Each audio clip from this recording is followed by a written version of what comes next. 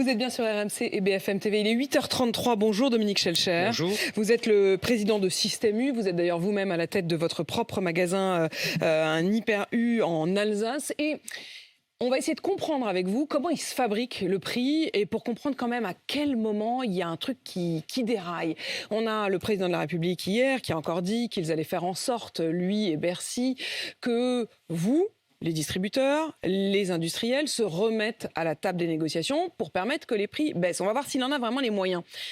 Pour comprendre justement quels sont ces moyens de contrainte, je voudrais savoir où ça se passe. Quand on dit la table des négociations, d'abord physiquement, c'est où? Est-ce que c'est en France? Est-ce que c'est à l'étranger? Est-ce que c'est la même table pour Coca, Mars ou pour Cochonou? C'est-à-dire pour des marques étrangères et pour des marques françaises. Ça marche comment? Ça marche dans nos bureaux, à notre siège par exemple de Système U à Rungis, pas loin d'Orly. On se rencontre, nos équipes d'acheteurs. Ça, c'est une centrale d'achat. Hein. C'est nos centrales d'achat, voilà notre siège. Et en face, les industriels, le directeur commercial de l'industriel, son responsable de compte Système U, par exemple. Et là, il y a une discussion. La difficulté du moment, elle est où? C'est que la loi française aujourd'hui prévoit que ces discussions aient lieu entre le 1er décembre et le 28 février et que les prix négociés pendant cette période s'appliquent toute l'année.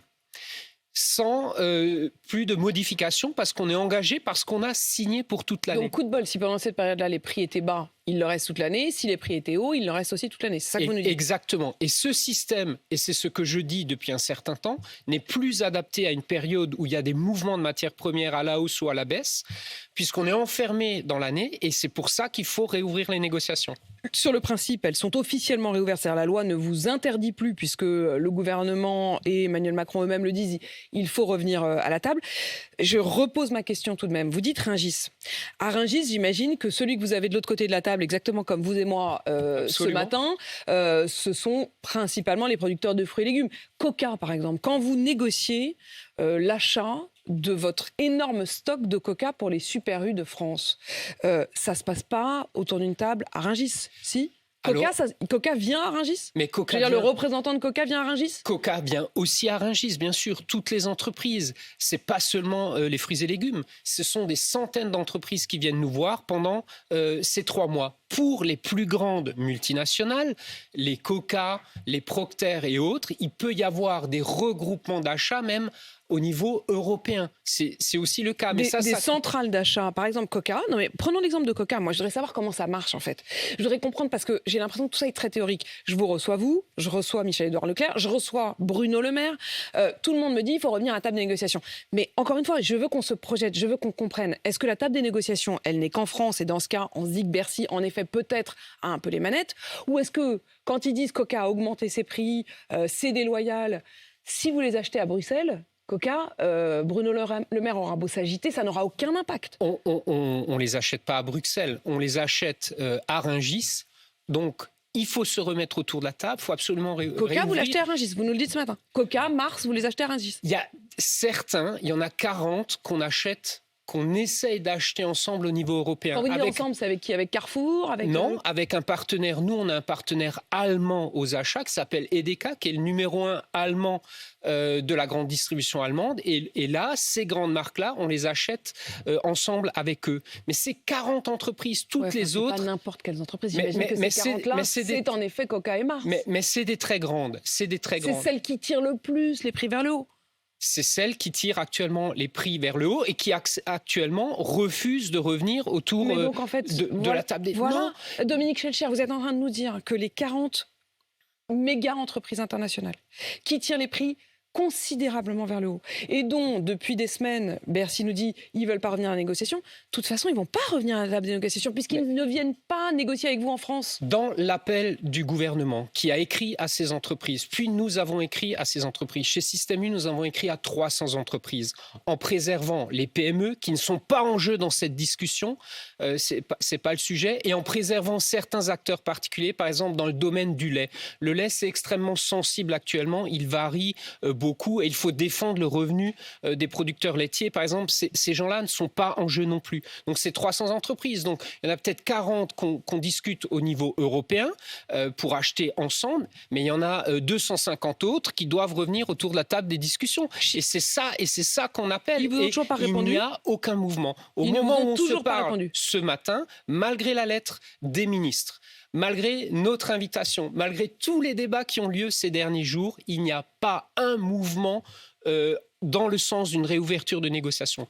Et le paradoxe, c'est totalement incroyable. L'année dernière, on a eu le même appel dès le 1er mars pour réouvrir les négociations. Mais on a eu des centaines de demandes de réouverture de négociations. Pourquoi ? Parce que les matières premières augmentaient. Ce que vous voulez dire, c'est que quand les prix montaient, ils vous ont demandé de rouvrir les négociations. Absolument. Vous avez tous dit oui. Quand les prix baissent, ils sont aux abonnés absents. Il y a une espèce d'ascenseur pour mettre les prix à la hausse quand les prix montent. Et là, tout le monde essaye de prendre l'escalier. Là, c'est un peu l'escalier de secours. Personne veut rentrer dans... Est-ce qu'il y a quand même quelques agro-industriels qui jouent le jeu ? Je sais que Lidl, par exemple, dit que Fleury-Michon a accepté de rouvrir les négociations pour faire baisser les prix. Ça, c'est une discussion propre à ce concurrent.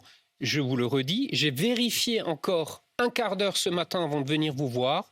Chez Système U, pour l'instant, on n'a aucune discussion de réouverture de négociations. On a même plutôt quelques lettres de non définitifs à toute réouverture. Qui vous dit non, par exemple ? Au moment où on se parle, qui vous dit non ? Non, mais j'ai pas de nom précis, mais je crois que j'en ai 7 ou 8 qui nous ont écrit en disant, en réponse à notre lettre, nous, on n'ouvrira pas de discussion cette année, c'est pas le sujet. Or, je vous le redis, un certain nombre de matières premières sont vraiment à la baisse. Toutes les graines et les oléagineux et le maïs sont à la baisse. Le beurre est à la baisse. Les emballages sont à la baisse. Le plastique, l'aluminium, mais aussi le transport et le carburant, tout ça. Donc il y a des raisons. Il y a des raisons raisonnables et objectives, absolument. Une baisse de prix. Absolument. Vous parliez à l'instant des oléagineux. Arnaud Rousseau, qui est donc le nouveau patron de la FNSEA, qui a pris la succession de Christiane Lambert, il est aussi le président du groupe Avril. Avril, c'est les huiles Le Sieur, c'est les huiles Puget, c'est les huiles Isio 4. Il a annoncé hier que Le Sieur, par exemple, avait baissé ses prix au 1er mars de 18 à 20%. Ça veut dire au début de la chaîne, au moment où Le Sieur vous vend à vous, les distributeurs, ces huiles. Il dit on devrait voir, normalement, depuis la mi-avril, une baisse de cet ordre-là. Or, on voit une baisse dans les rayons de 4%. Donc lui, il dit je vous la vends 18 à 20% moins cher qu'il y a un an. Mais dans vos rayons, elle n'est qu'à 4%. Donc là, pour le coup, c'est vous qui répercutez pas la baisse. Je confirme la baisse de 20% aux alentours. On ne donne pas de chiffre précis parce qu'on n'a pas le droit de le faire, mais je confirme cette proportion-là. La baisse de prix arrive. Là, elle arrive au mois de mai. Elle est en cours d'être passée dans les magasins. Parce qu'entre le temps de la négociation et la mise en œuvre, il y a un peu de temps, administratif, d'une part, et d'autre part, il y a parfois des stocks. Les stocks que vous avez achetés 20% plus cher. Quand vous avez acheté un peu de stock un peu plus cher, vous l'écoulez, et après, dès que vous pouvez, vous basculez. Mais c'est relativement rapide. Mais ça veut dire, Dominique Schelcher, que vous nous dites qu'entre donc mars, où ils vous l'ont vendu 18 à 20% moins cher, et maintenant, pour l'instant, elle restait élevée. Là, dans les jours qui viennent, dans les rayons de Super U, le mouvement est d'ores et déjà enclenché. L'huile Le Sieur, l'huile Isio 4, l'huile Puget va être jusqu'à 20% moins cher. Jusqu'à 20% moins cher. On va répercuter les négociations qu'on a faites. Il y a toujours un petit peu de temps de latence. Souvenez-vous, sur ce même plateau, il y a quelque temps, j'expliquais que le résultat des négociations, on les répercute entre le 1er mars et fin juin. Donc voilà, on est pile poil dans ce qu'on a dit depuis toujours. Ce que j'ai envie encore de comprendre, c'est que depuis des semaines, des mois maintenant, vous, les distributeurs et Bercy, disent il faut revenir sur cette idée qu'on ne négocie qu'une fois par an parce que ça bloque, ça ne permet pas cette souplesse des prix. Quand on regarde les pays étrangers, la France, si j'ai bien compris, est le seul pays qui soit aussi contraignant, le seul pays au monde qui ait ce système de négociation une fois l'an. Pour autant, nos voisins n'ont pas des prix qui auraient beaucoup plus baissé que nous. Est-ce que c'est pas un peu un leurre de s'exciter sur cette histoire ? Pas du tout. C'est une proposition que je formule depuis de longs mois pour, tenir compte de l'évolution des matières premières, c'est quand même une réalité. Et la preuve, c'est par exemple la discussion qu'on a toute l'année avec les fabricants de produits de marque distributeur, la marque U. Là, ça monte et ça baisse plus rapidement. Et ensuite, les mêmes qui se plaignent pendant les 3 mois auprès de la presse, oh là là, c'est terrible d'aller voir les distributeurs, ils nous mettent de la pression, etc. Le but, c'est aussi de détendre cette période, d'avoir des relations plus sereines, plus équilibrées tout au long de l'année et pour être plus serein. Et les mêmes donc qui se plaignent pendant les 3 mois sont les mêmes qui refusent aujourd'hui de changer les règles du jeu, alors qu'on est, vous l'avez dit vous-même, les seuls en Europe à pratiquer de la sorte. C'est un système dépassé. On va revenir sur ce trimestre anti-inflation, sur le fameux panier, et puis essayer de comprendre qui dit vrai, qui dit faux. Mais encore sur les prix, les fruits et légumes, il y a des signaux très contradictoires parce qu'on nous dit que les produits français résistent à l'inflation, mais qu'en même temps, il y a de la sécheresse, notamment en Espagne, qui pourrait avoir un impact sur les prix. On en est où sur les produits frais ? J'ai fait le point avant de venir vous voir avec mes équipes de fruits et légumes qui sont plutôt confiants pour la saison. Pourquoi ? Parce qu'effectivement, il y a des zones avec de la sécheresse, mais il y a d'autres zones, et notamment en France, où il y a suffisamment de pluie et où la production est bonne.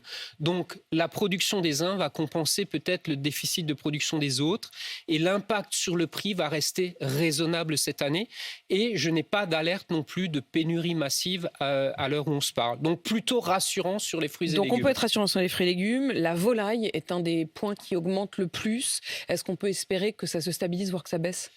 La volaille a été fortement impactée par l'épisode de grippe aviaire. D'ailleurs, il y a encore des phénomènes actuellement et c'est la raison principale de la difficulté. Quand vous êtes obligé d'abattre notamment des canards dans le sud-ouest, il va en manquer et donc là, ce sera plus difficile. Il y a une petite amélioration sur les œufs. Les œufs étaient montés très haut l'année dernière en termes de prix. Ils commencent sensiblement à rebaisser. Ça, c'est aussi une bonne nouvelle. À rebaisser ou simplement à stagner ? Après une stagnation, nous, on a maintenant commencé à baisser un certain nombre de prix, notamment sur la marque U, sur les œufs, qui étaient montés très haut, encore une fois, qui rebaissent. Donc, vous voyez, il commence à y avoir des bonnes nouvelles. Emmanuel Macron, hier soir, qui disait « L'objectif, c'est de maîtriser l'inflation d'ici l'automne ». Vous avez le même horizon ? J'ai le même horizon si on se remet autour de la table. Si on ne se remet pas autour de la table, on n'arrivera pas à sortir des contrats qu'on a signés actuellement. Il faut se remettre autour de la table pour impacter un certain nombre de prix. Donc je dis oui, si on arrive à se mettre autour de la table, et on compte sur les pouvoirs publics, et je crois qu'ils sont très déterminés, pour pousser à la réouverture. Ils sont déterminés, mais est-ce qu'il faut qu'ils aillent jusqu'à l'obligation ? C'est-à-dire, est-ce qu'il faut qu'ils aillent jusqu'à dire, pour l'instant, c'est je demande, j'incite, j'espère. Est-ce qu'il faut qu'ils aillent jusqu'à j'oblige ? Si ça ne bouge pas, à un moment, il faudra mettre un peu plus de pression. Et dans les paroles de Bruno Le Maire ou d'Olivia Grégoire la semaine dernière, on a senti beaucoup de détermination. Encore une fois, je rappelle qu'ils reçoivent ce matin, là, au moment mercredi. Oui, on est mardi, pardon. On est mardi, ce sera demain. Pardon, je ne sais plus quel jour on est. Demain matin, 8h45. Absolument. Donc à cette heure-ci demain, ils seront tous ensemble. Donc les industriels de l'agroalimentaire et les deux ministres que vous venez de citer. Exactement. Et les mêmes qui seront autour de la table demain, il y a 1 an exactement, me passaient tous les jours des coups de fil. Dominique Schelcher pour faire bouger. Vous trouvez ça injuste en fait. Vous vous dites, est-ce que vous n'avez pas votre dire, on s'est fait un peu avoir quand même. Nous, on a été sympa, on a été bonne poire, on a rouvert les négos l'année dernière, ils n'ont pas fait. L'année dernière, on a absolument joué le jeu. Je pense qu'on était constructif, volontariste. Certains prix ont augmenté plusieurs fois et c'est la raison de l'inflation actuelle. Et cette année, c'est silence radio. Et je suis très frappé, si vous voulez, aujourd'hui, par l'unanimité de cette fermeture. Et j'espère qu'à la sortie de la réunion de demain, il y aura des signes d'ouverture d'un certain nombre d'industriels. Est-ce que vous iriez jusqu'à vous dire qu'ils sont un petit peu à coquiner ? Je suis frappé par ce silence unanime et ce refus global. Alors qu'encore une fois, il y a des raisons objectives. Tout ça, ils se parlent et ils se disent on n'y va pas. Ce que j'observe pour circuler au niveau européen... Vous n'osez pas aller jusque-là parce que j'imagine qu'il y a des raisons légales. C'est-à-dire que s'ils se sont mis d'accord, c'est carrément interdit par la loi. Ce serait une forme de trust. Ça c'est totalement interdit. Ce que j'observe... Mais vous en doutez quand même. Ce que j'observe, c'est au niveau européen, quand je circule, que je discute avec mes confrères européens, que je vois régulièrement, le phénomène est le même partout en Europe et j'ai même des échos aux États-Unis. Donc c'est quand même très surprenant. Et le sujet derrière tout ça, c'est quoi ? C'est de penser au consommateur. Le consommateur, il a besoin d'aide maintenant. Moi, je suis sur le terrain toutes les semaines et je les entends, les clients. Et on ne peut pas les laisser dans les difficultés qu'ont certains. 43% des Français se restreignent sur l'alimentaire, c'est pas acceptable. Mais quand vous entendez hier que le groupe Mars se réjouit d'investir 160 millions d'euros en France, ce que vous vous dites pas, et j'ai posé la question très clairement à Bruno Le Maire hier qui dit non, ça n'a rien à voir. Mais enfin, évidemment, d'un côté, il y a le Bruno Le Maire qui dit merci pour les 160 millions, et de l'autre, il devrait y avoir le Bruno Le Maire qui leur tape sur les doigts en leur disant vous avez augmenté de 49% ce qu'on appelle la pet food, c'est-à-dire par exemple l'alimentaire pour les chiens et les chats. C'est une question d'équilibre, Apolline de Malherbe. Ce sont des entreprises extrêmement puissantes qui gagnent beaucoup d'argent. C'est pas eux qui sont les plus puissants? Est-ce que c'est pas eux qui guident? Est-ce que c'est Bercy vraiment qui décide? Elles sont extrêmement puissantes. Elles doivent trouver l'équilibre entre le juste investissement en France. Et tant mieux, et je me réjouis et bravo pour tout ce qui est fait, tous ces investissements. Et en même temps, à l'autre bout de la chaîne, le soutien, des consommateurs. On ne peut pas que tout faire pour ses actionnaires. Il faut penser aux gens à l'autre bout de la chaîne qui sont en vraie difficulté. Le trimestre anti-inflation. Alors du côté de Bercy, là encore, on se réjouit. On dit ça marche super bien, moins 13% sur le panier, alors que l'UFC Que Choisir dit pas du tout. On est au mieux à moins 0,5, moins 1, voire même dans vos magasins, par exemple, les magasins U, une augmentation de 1%. Alors écoutez, l'UFC Que Choisir cherche une mauvaise polémique avec cette histoire, a cherché lundi matin à faire un buzz qui a été repris par tous les médias. Qu'en est-il? Moi, je regarde le communiqué de la DGCCRF, le service des fraudes, qui contrôle le panier anti-inflation. Et il dit quoi? Nous, on a mis tous les paniers au début de l'opération ou avant le début de l'opération, ils coûtaient tant. On a regardé les prix aujourd'hui, ça a baissé de 13%. C'était le but de ces paniers. Et l'UFC Que Choisir fait quoi? A regardé une période pendant le mois de mars. Mais je vais être très précis avec vous. Sur le panier U, 150 produits. On a été les premiers à faire cette opération. 70 produits n'ont pas bougé d'1 centime depuis le début de l'opération. Entre 10 et 20 produits ont baissé jusqu'à 9% depuis le début, parce qu'on répercute les baisses. Et les autres produits, une soixantaine de produits, ont légèrement augmenté, ce qui conduit au 1% que vous venez de citer. Mais pourquoi? Parce qu'on joue le jeu avec le monde agricole. Le lait, par exemple, qu'est-ce qui a augmenté? Les produits laitiers. Mais parce que ces produits-là font l'objet d'une indexation. Quand le lait augmente, quand les yaourts qu'on fabrique à la marque U, il y a une clause dans le contrat qui dit, quand le lait augmente, on paye un peu mieux les agriculteurs. C'est ça qu'on répercute. Donc on est juste et transparent. S'il n'y avait pas eu le panier anti-inflation, ils auraient augmenté de combien vos produits? Ils auraient absolument, c'est ça la conclusion, ils auraient augmenté beaucoup plus, de l'ordre de l'inflation actuelle peut-être. Mais qui n'est pas non plus une inflation, c'est-à-dire qu'on avait beaucoup parlé de ce mars rouge, d'ailleurs vous aviez vous-même alerté en disant attention, ce sera plutôt un trimestre rouge, mais pas, il ne va pas y avoir un énorme pic sur un mois. En réalité, sur le mois de mars, globalement, il y a eu une augmentation de 2,5. Donc c'est cette augmentation-là qu'on a évitée?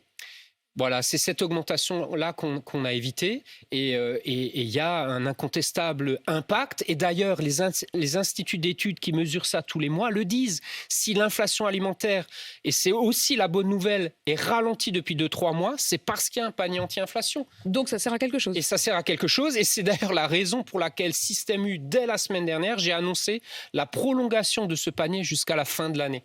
Jusqu'à la fin de l'année, jusqu'en décembre. Bien sûr, parce qu'on ne réglera pas le problème. On espère la réouverture des négociations, mais qui ne régleront pas tout. Et donc, nous, on continue notre opération pour accompagner les Français. Est-ce que vous mettrez les fournitures scolaires dedans? Alors, le problème des fournitures scolaires, c'est qu'elles sont déjà commandées. Donc, on ne pourra pas rajouter des choses, mais il y a énormément d'actions commerciales prévues. La bonne nouvelle, j'ai vérifié avant de venir aussi, le panier de rentrée des classes va peu bouger par rapport à l'année dernière. Il y aura peut-être un peu d'inflation, mais rien à voir avec l'inflation alimentaire. Il y aura des opérations, les gens pourront acheter des fournitures scolaires à bon prix cette année. Je voudrais comprendre encore une autre chose. Vous m'avez dit au début de l'interview comment ça marchait, en gros. Comment est-ce que vous vous retrouviez autour de la table, avec qui, quand et surtout où? Vous me dites, parfois on se met en commun avec d'autres pays, et notamment avec votre confrère allemand. Comment ils font les Allemands, puisque eux, ils n'ont pas cette contrainte d'1 an? Est-ce que, quand vous comparez avec ce qui est parfaitement comparable, c'est-à-dire un de vos confrères qui fait le même job en Allemagne et qui parfois se retrouve à la même table que vous, comment est-ce qu'il y a des solutions que eux ont mises en place et qui pourrait nous être utile? Écoutez, on se voit relativement régulièrement puisqu'on est partenaire, on en parle. Le principe de la discussion est le même, sauf qu'il est plus fréquent et plus détendu. C'est quand même ce que j'observe. Mais qu'il soit plus fréquent et plus détendu, ça j'ai bien compris, mais est-ce que ça a un impact dans les rayons? C'est-à-dire, est-ce que quand on va dans un rayon de Super U, côté France, en plus vous êtes en Alsace, ou quand on va dans le rayon de votre confrère, côté Allemagne, on n'a pas les mêmes prix? On n'a pas les mêmes prix. Ce que j'observe, c'est que, si vous voulez, ça a augmenté peut-être plus vite à l'étranger, notamment en Allemagne d'ailleurs. En fait, c'est exactement ça. C'est pour ça que je ne comprends pas pourquoi on dit que le système français marche pas si bien. Quand on compare, on n'est pas si mauvais, quoi. Non, mais parce que ça a augmenté plus vite, mais aujourd'hui, ça baisse aussi plus vite. Ah. C'est ça la différence. Et c'est ça, si vous voulez... C'était peut-être monté plus haut, mais ça va redescendre plus vite. Ça redescend plus vite et c'est le cas dans tous les pays européens. C'est vrai que j'observe aussi un peu la Pologne. On a un partenaire aussi qui est là-bas. On regarde ce qui se passe, ça baisse aussi plus vite là-bas. Donc oui, ça monte plus vite, mais parce qu'on tient compte des matières premières qui montent. Et après, quand elles baissent, eh ben, on en tient compte aussi. Donc c'est gagnant-gagnant pour tout le monde. C'est cette flexibilité et cette souplesse que vous espérez tous, finalement, pour la France. Dominique Schelcher, merci d'être venu dans ce studio ce matin. Je rappelle que vous êtes le président de Système U. Il est 8h53 sur RMC BFM TV.